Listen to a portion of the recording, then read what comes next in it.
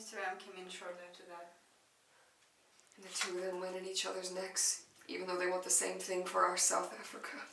Yeah? Then when I tried to help, it spilled over onto me and I stormed out. I didn't see Thami for 3 weeks after that. Then I got a note. You shouldn't have gone. I had to. Especially after Mr. M. We met at the library. Thami was collecting Mr. M's beloved dictionary and...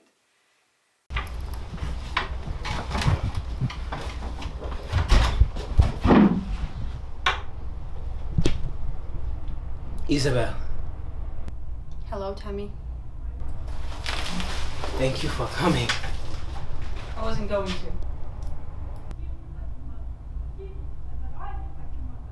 I wanted to see you because I'm leaving the town.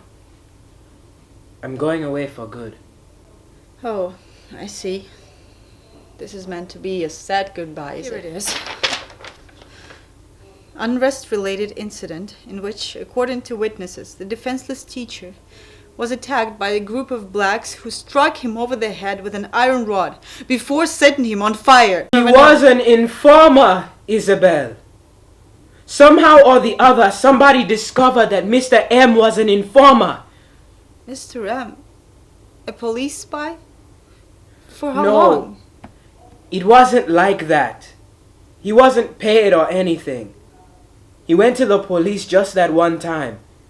He said he felt it was his duty. That doesn't make him an informer, Thami. Then what do you call somebody who gives information to the police? No! You know what that word really means. What sort of person it suggests.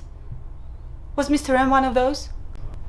He was acting out of concern for his people. You said so yourself. He thought he was doing the right thing. You don't murder a man for that. Be careful, Isabel. Of what? The words you use. Oh. Which one don't you like? Murder? How you want me to call it? An unrest-related incident? If you're going to call him an informer, I'm going to call his death murder. It was an act of self-defense. By who? The people. What? A mad mob attacks one unarmed defenseless man and you want me to call it— Stop it! Stop it, Isabel! You're always saying you want to understand us and what it means to be black. Well, if you do, listen to me carefully now. I don't call it murder. And I don't call the people who did it a mad mob. And yes, I do expect you to see it as an act of self-defense. Listen to me! Blind and stupid, but still self-defense. He betrayed us and our fight for freedom.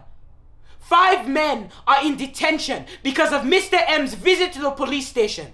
There have been other arrests and there will be more. Why do you think I'm running away? How were those people to know that he wasn't a paid informer?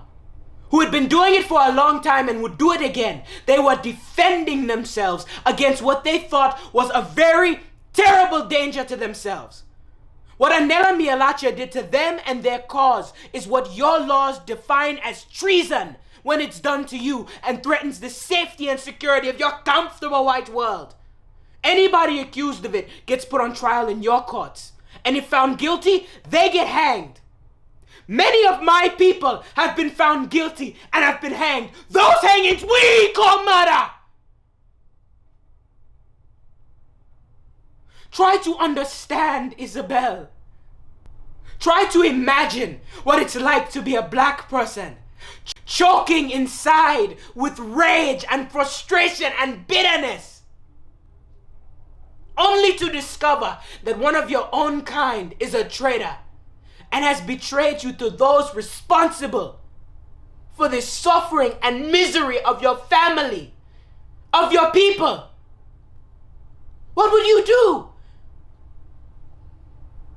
Remember, there's no magistrate or courts you can drag him to and demand that he be tried for that crime. There's no justice for black people in this country other than what we make for ourselves. So when you judge us for what happened in front of this school 4 days ago, just remember that you carry a shared responsibility for it. It is your laws that have made simple, decent black people so desperate they turn into mad mobs.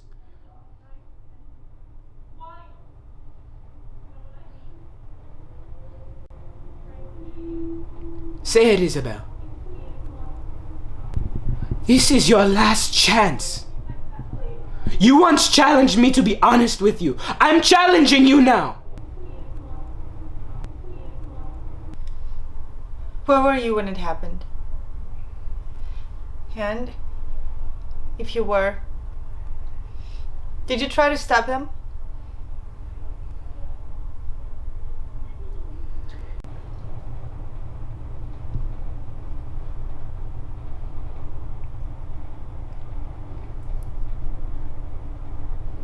Isn't there a third question, Isabel?